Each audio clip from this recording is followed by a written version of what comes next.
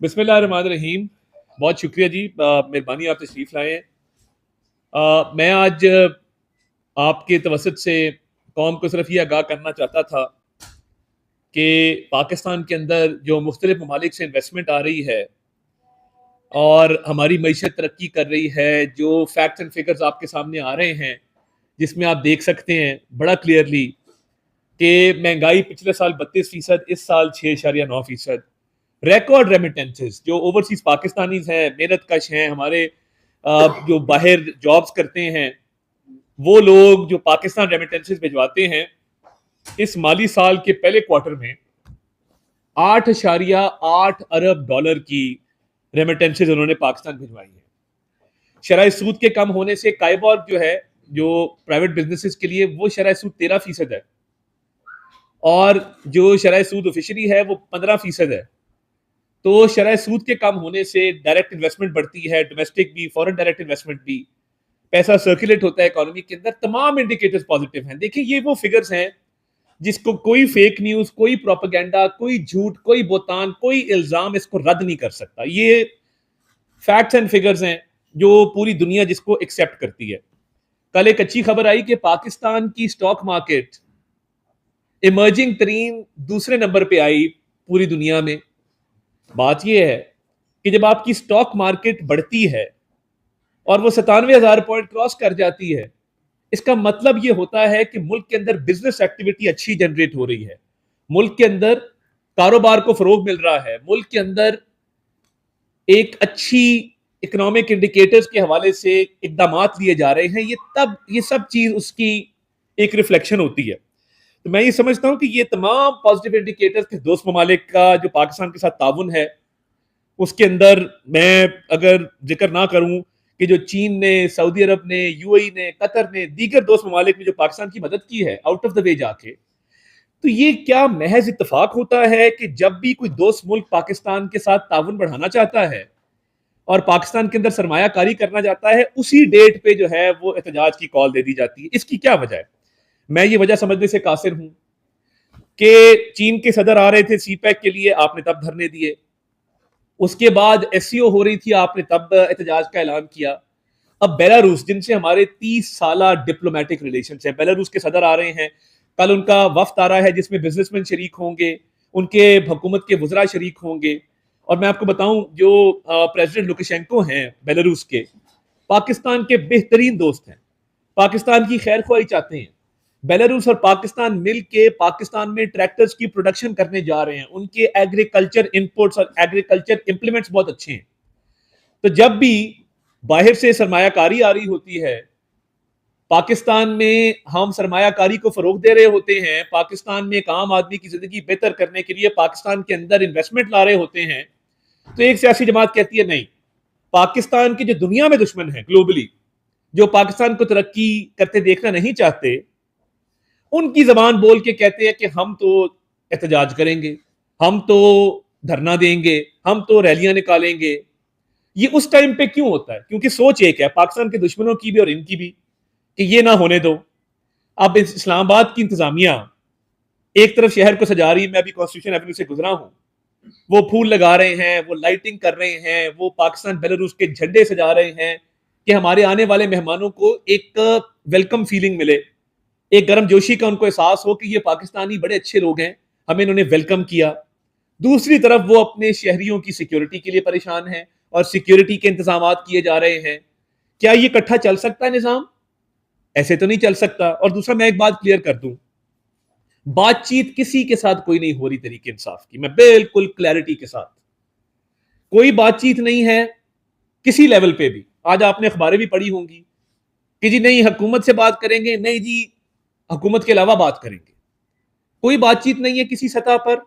और मोहसिन नकवी साहब का जो राब्ता हुआ एक मरतबा बैरिस्टर गौहर के साथ, वो सिर्फ इसलिए हुआ कि इस्लामाबाद हाई कोर्ट के ऑर्डर में मोहसिन नकवी साहब को बतौर वजीर दाखिला पाबंद किया गया था कि आपने इनको बताना है कि ये इल्लीगल है एहतजाज।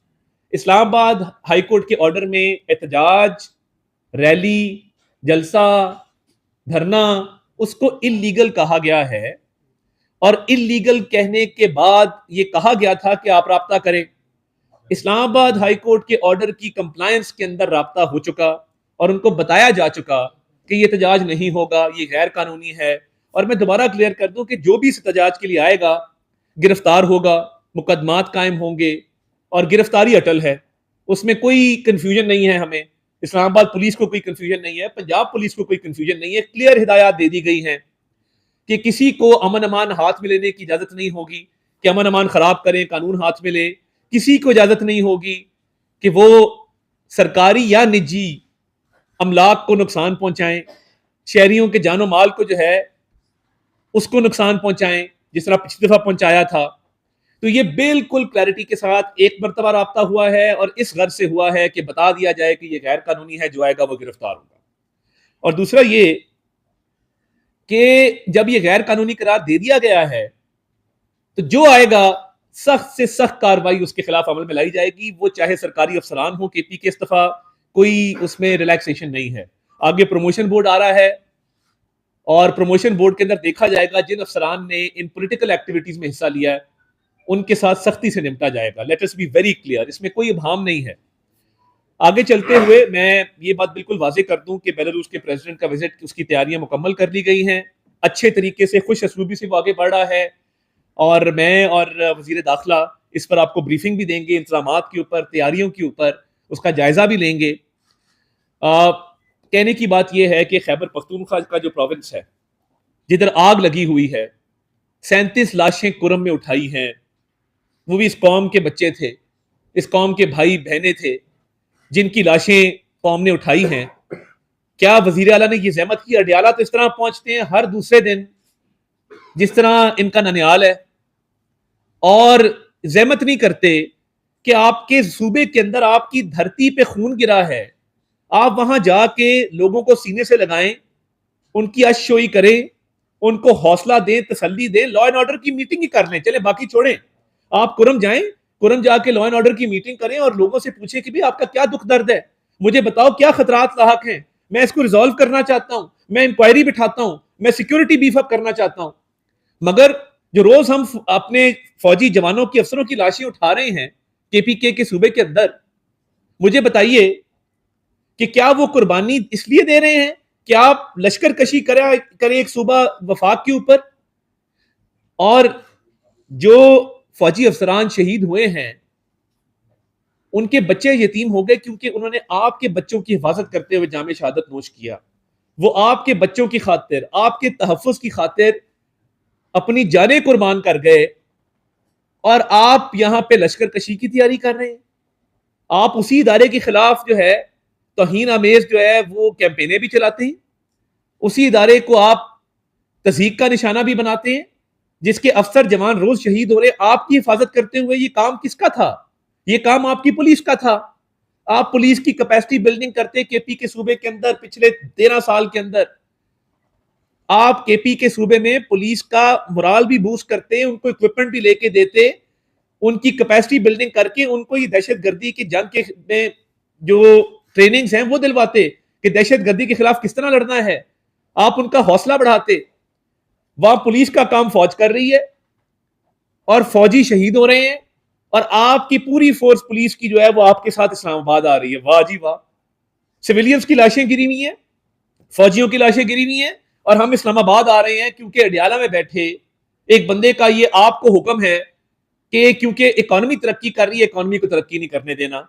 9 मई के हमले कर चुके, IMF को लेटर लिख चुके, जो आपसे हो सका इस मुल्क के खिलाफ। अभी सऊदीया के खिलाफ स्टेटमेंट क्यों दी बुशरा बीबी ने? हाँ, बहुत पढ़ी लिखी खातून नहीं है, इंटरनेशनल रिलेशंस का भी तजर्बा नहीं है, मगर पता है क्या बात करनी क्या नहीं करनी। ये बातें इसलिए की जाती हैं कि पाकिस्तान की तरक्की को रोका जाए और कोई मकसद नहीं है। तो मैं ये समझता हूं कि ये अपने सूबे पर तवज्जो दें, वहां पे जो रोज लाशें गिर रही हैं लॉ एंड ऑर्डर पे तवज्जो दें, और जो लोग कुर्बानियां दे रहे हैं उनकी इज्जत करना सीखें। इस्लामाबाद में किसी किस्म के ना धरने की, ना रैली की, ना जलसे की कोई इजाजत नहीं है। सख्त तरीन कानूनी कार्रवाई अमल में लाई जाएगी और हमारे फॉरेन गेस्ट भी आ रहे हैं, उनको वेलकम करेंगे।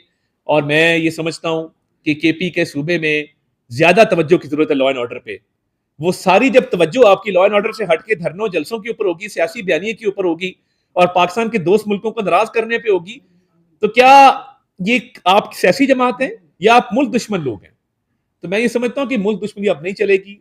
अवाम भी अब इनके अजायम देख चुके, और ये जो सो कॉल्ड इनकलाबी हैं, ये कीबोर्ड पे बैठ के जो मर्जी करते रहे घरों के अंदर, बाहर जो निकलेगा वो गिरफ्तार होगा। बहुत शुक्रिया। यासर मलिक दुनिया से। अता तारक साहब ये बताइएगा कि मीन गंडापुर का भी बयान भी सामने आया, उन्होंने कहा कि हर सूरत जाएंगे और जब तक मुज़ाकरात हमारे मंजूर नहीं होते उस वक्त तक हम अपना धरना देंगे। दूसरा पीटीआई ये भी कह रही है कि हमारी मुलाकात जो है वो नहीं करवाई जा रही बानी पीटीआई से, कि हम वहां पे जाके सिचुएशन से आगाह कर सकें। क्या कोई मुलाकात करवाने का भी इरादा देखिए, है क्या? मसला ये है कि मुलाकातों के लिए भी ग्रुप्स हैं। PTI Aleema group, PTI Naureen group, PTI Bushra group, PTI Uzma group. ये अब समझ नहीं ना आ रही किसने मुलाकात करनी है, कब करनी है, कितनी मुलाकातें करनी है। वो एक ग्रुप आता है, वो कहता है हमारी मुलाकात कराएं, दूसरा ग्रुप कहता है नहीं जी, नंद का जो है वो भाभी के ऊपर बयान हावी हो गया, नंद की मुलाकात कराएं भाभी की। यार ये कोई मतलब ड्रामा चल रहा है? ये ऐसे तो मतलब आपके आजकल जो ड्रामे चल रहे होते हैं ना, जिसमें वो दिखाते हैं सास बहू नंद भाभी लड़ाइयां, वहां पे ये हो गया, उसने ये कह दिया, उसको आग लग गई। तो ये उस तरह के बदतरीन थर्ड रेटेड ड्रामे से भी नीचे का एक ये ट्रेलर है जो आप देख रहे हैं। मुलाकातें कर चुके हैं अली अमीन खान साहब, एक नहीं दो मुलाकातें कर चुके हैं। तो क्या चाहते हैं आप, कितनी मुलाकातें करनी है? मैं ये समझता हूं कि ये इंतशार फैलाने की जो मंसूबे हैं, दोस्त ममालिक के खिलाफ बात करो। देखिए, आप जो मर्जी करें, मुझे मेरी जात को जो मर्जी कहें, मैं सियासी आदमी हूं, मैं बर्दाश्त करूंगा। आप जब इंटरनेशनल रिलेशन की, अच्छा इंटरनेशनल रिलेशन की स्पेलिंग नहीं आते इस खातून बुशरा बीबी को, देखिए बहुत पढ़ी लिखी नहीं है ना। यही किया कि पहले खावन कस्टम्स में अफसर था, वहां से पैसे शैसे कमाए कि ये इस पे इतनी रिश्वत दे लो, उस पे इतनी दे लो, सारी उम्र शाना गुजारी कस्टम्स के खर्चे पे, फिर उससे बड़ा हाथ मारा। और फिर जब सऊदी अरब से आए थे, जेबें भर के, तमाम जेबें भर, इतने बड़े बड़े बैग वहां से तोहफों के लेके आते थे, और उन्हीं को आज बातें कर रहे हैं। और इस दौरे के बाद भी दौरे हुए हैं जिसमें इन्होंने ये तोहफों से अपनी जेबें भरी हैं। और मदीना का तकद्दुस, आज ये शरीयत की बात करते हैं, तो ये याद होना चाहिए था जब मदीना में नारे लगाए गए थे, मस्जिद नबी सल्लल्लाहु अलैहि वसल्लम के अंदर आप नारे लगाएं, आप अपने अच्छा सियासी एजेंडा वहां भी माफी किया, वहां बंदे को होश ही नहीं होता है। बंदा रूहानियत की एक और लेवल पे होता है कि मैं जिस हस्ती के सामने पेश हुआ हूं, मैं जिस मुकद्दस जगह पे हूं, मैं इबादत के अलावा और एक वहां पे रहम, रहमत, बरकत के अलावा बंदे के जहन में चीज ही कोई नहीं आती। आप सोचे मस्जिद नबी सल्लल्लाहु अलैहि वसल्लम के अंदर मंसूबा बना के गए कि यहाँ पे नारे लगाने हैं, कैसे बदबख्त लोग हैं। तब शरीयत याद नहीं आई थी। मगर एक मामला उनका जाती मामला है, उसका केस भी चला, उसमें भी शरीयत देख लेते क्या कहती है कि कितनी देर इंतजार करना होता है अगला जब आप निकाह में एंटर करते हैं। तो उसमें भी शरीयत अगर याद आ जाती तो बशरियत जो है वो बस लोगों के लिए है। हम देखते ये हैं कि हमने किसके जज्बात को कैसे उभार के सामने लाना है, उसके मुताबिक हम शरीयत फिट कर लेते हैं कि ये तरीके इंसाफ की शरीयत है, ये फलां की शरीयत है। मैं तो कायल ही नहीं हूं कि मजहब और सियासत को मिक्स होना चाहिए। हमारा आइन बिल्कुल क्लियर है, हर चीज के बारे में क्लियर है, इस्लामिक रिपब्लिक ऑफ पाकिस्तान है। मगर ये लोगों के जज्बात से खेलना और कहना कि जी शरीयत, क्योंकि हम शरई लोग हैं, हमें सजा दी गई थी, तो शरई लोग 5-5 कैरेट की अंगूठियां नहीं मांगते। शरई लोग फिर बंद लफाफे कैबिनेट में नहीं लेके आते।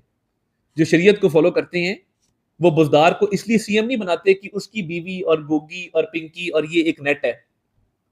तो ये सारे जो काम किए हैं माजी में, ये क्या शरीयत के असूलों के अहम मुताबिक जो है वो आपने फरमाए सारे काम। तो जब हमारा दिल करता है शरीयत याद आ जाती है, तो काश के इन सारे मौकों पे शरीयत याद आई होती। सनाउल्लाह साहब। सर सर एक तो रिक्वेस्ट ये है कि इस किस्म की सिचुएशन में पीआईडी में प्रेस कॉन्फ्रेंस कर लिया करें। लोगों की मूवमेंट बहुत सारे ये लोग नहीं आ बड़ी सकते। साहिब तजवीज़ है, सर वहाँ भी बना हुआ है बड़ी साहिब तजवीज़ है। मैं पीआईडी बहुत कम प्रेस कॉन्फ्रेंस की है, मेरा ख्याल है इस दफ़ा तो कोई भी नहीं की है।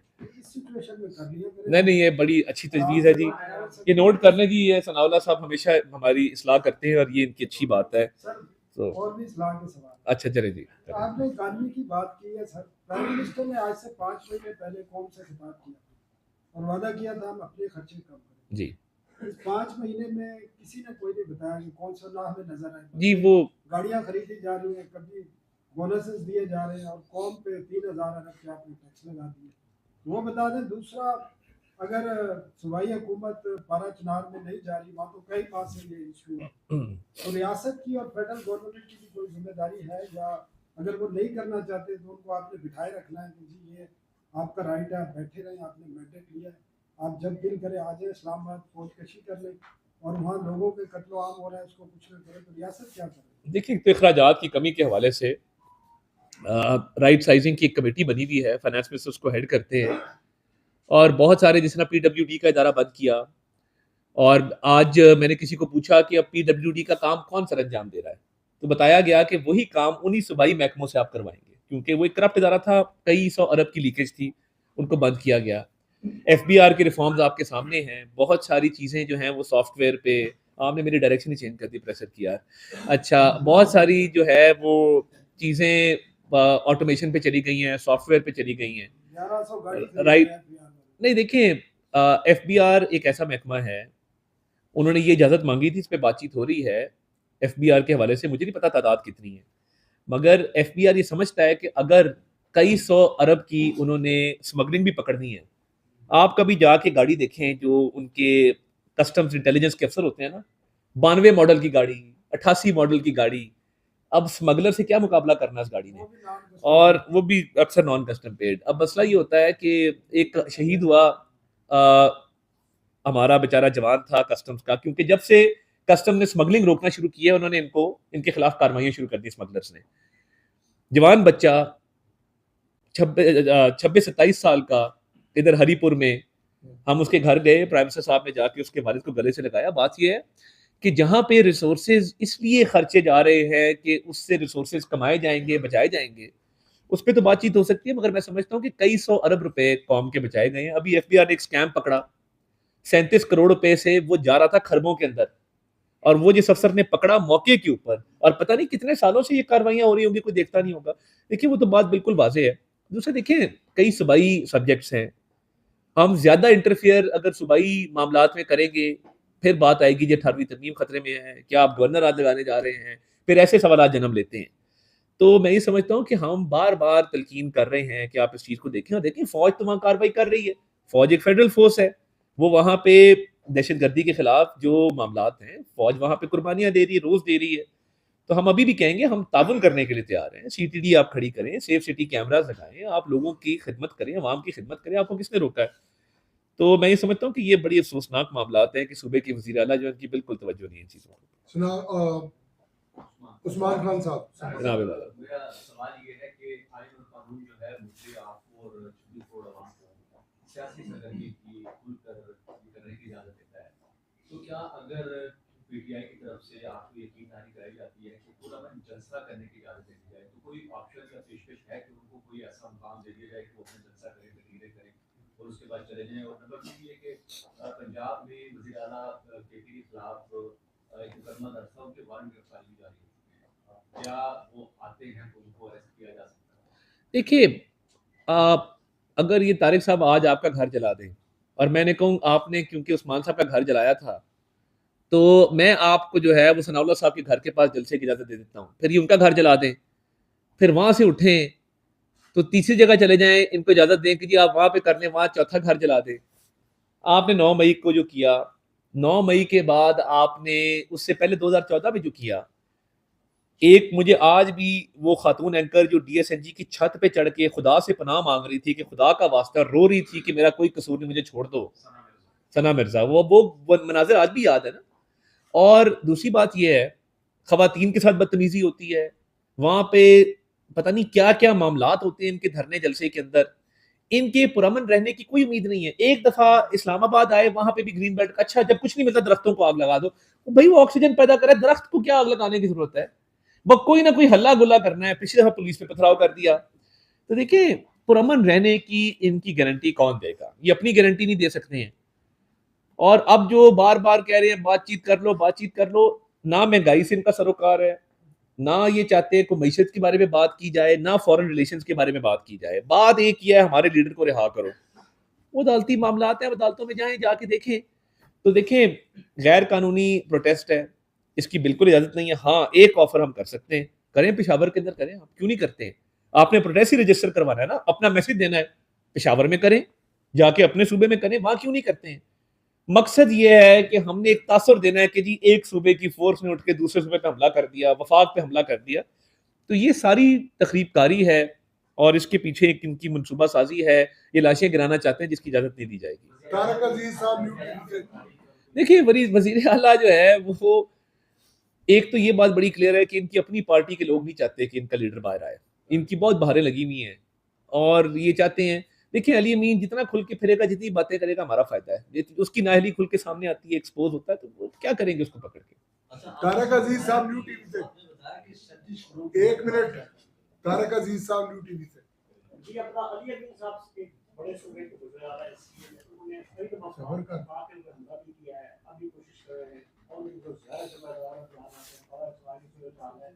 आप वहां इसका तमाशा देखते ही खबरदार हाथ में जो उनको रास्ता नहीं है। देखिए मैं ये समझता हूँ कि जिस तरह मैंने पहले कहा कि अवाम का जो नुकसान वो कर रहे हैं और तमाम तर तवज्जो सियासत की तरफ है, कोई नौजवानों के लिए प्रोग्राम नहीं है, हेल्थ पे फोकस नहीं है, एजुकेशन पे फोकस नहीं है, सूबे में तबाही हो रही है, तो हम तो उनको समझा सकते हैं और बार बार समझाते हैं। अभी एपेक्स कमेटी में वो आए थे, वहाँ भी उनको समझाया कि ये मामलात इस तरह आगे चलेंगे नहीं। तो देखिए ये तो अवाम ने इलेक्ट किया है और अवाम जब ये समझेंगे और अवाम का गुस्सा बढ़ रहा है तो एक दिन आएगा कि वो गिरबान पकड़ लेंगे और कहेंगे कि जवाब दो, ये जो लाशें गिर रही हैं, जो तबाही हो रही है, जो केपी के अंदर कोई रिफॉर्म नहीं आ रहे, इसका जवाब दो। तो ये अवाम के फैसले हैं और मैं समझता हूँ अवाम के फैसले को रिस्पेक्ट करना चाहिए। जी। साकब सही साहब आप तक से। तारक साहब जी। तो हुकूमत का मौक़िफ़ ये है कि अदालत ही फैसला करेगी कि खान साहब को रिहा करना है या नहीं। लेकिन अगर यूके बरतानिया और अमेरिका रेजिस्ट करता है इस बात पे और वो जोर देता है कि हुकूमत उसको रिहा करे खान साहब को, तो फिर हुकूमत का मौक़िफ़ क्या होगा? देखिए मैं ये समझता हूँ कि जो फॉरेन रिलेशंस होते हैं ना हर मुल्क के साथ आपके, वो बड़ी संजीदा चीज़ होती है और आपकी उनसे बामी दो तरफ़ा ताल्लुकात, वो ट्रेड के ऊपर, इन्वेस्टमेंट के ऊपर, दीगर मामलात के ऊपर वो बड़ी डिटेल में चीज़ें डिस्कस होती हैं। तो ये तो पीटीआई वाले बताएं कि पहले गुलामी नामंजूर थी, अब गुलामी मंजूर है, ये उनको जवाब देना चाहिए। हम तो स्टेट टू स्टेट चलते हैं, हमारे तो बिल्कुल संजीदा मामला डिस्कस होते हैं। ऐसी गैर संजीदा बातें स्टेट्स के दरमियान होती नहीं होती कि फ़लाँ को रिहा कर दो। मैंने पहले भी कहा था, यूनियन काउंसिल का इलेक्शन तो नहीं है कि जहाँ चेयरमैन इलेक्ट होगा वो कहेगा मेरे काउंसलर का जो भतीजा है वो गिरफ्तार है तो एसएचओ उसको रिहा कर दे। जुडिशियल प्रोसेस है, स्टेटहुड है, स्टेट के दरमियान रिलेशंस हैं, उसके मुताबिक ही चलता है। हाँ जी, अब आप पूछें। सर बताइएगा, आपने 37 अपराध का जिक्र किया कि 37 अपराध मारे जा चुके हैं 12 चुनाव में। 47 होगी तादाद। लेकिन हमारे जरा बता रहे कि 103 अपराध अभी तक। देखिए जो ऑफिशियल टोल है, हमारे पास जो ऑफिशियल खबरें आई हैं वो पिछली इतलात तक 47 थी, बट मजीद इसको कंफर्म कर दिया जाएगा। मुझे भी कुछ इतलात मिली थी कि ये टोल बढ़ चुका है, कुछ क्रिटिकली इंजर्ड लोग हैं जो सीरियस हैं, उनकी हालत जो है वो खतरे में है, तो जो फाइनल टोल आएगा उसको हम आगाह कर देंगे आपको। आप तो इतना बात करने जा रहे हैं सर। देखिए दहशतगर्दी के खिलाफ जो जंग है या इस तरह का जो वायलेंस होता है उसके खिलाफ जो इक़दाम हैं, पाक फ़ौज भरपूर जो है वो दहशतगर्दी के खिलाफ जंग में सरगर्म है। वफाकी हुकूमत जो रिसोर्सेज प्रोवाइड करने हैं, जो वफाकी हुकूमत का इसमें किरदार बनता है, हम अदा कर रहे हैं, मगर सूबे को भी अपनी ज़िम्मेदारी का एहसास करना चाहिए और पुलिस फोर्स को पॉलिटिकल काम से हटा के शहरियों के जानो माल के तहफ़्फ़ुज़ पे लगाना चाहिए। जो वाक़या होता है वो केपी के अंदर होता है और मज़े की बात यह है कि तालिबान को वापस भी ये लोग लेके आए थे और उसके बाद इंतज़ामात भी नहीं कर सके सिक्योरिटी के। तो मैं ये समझता हूँ कि एक टाइम आएगा कि लोगों की बस हो जाएगी इस चीज़ से। थैंक यू, बहुत शुक्रिया।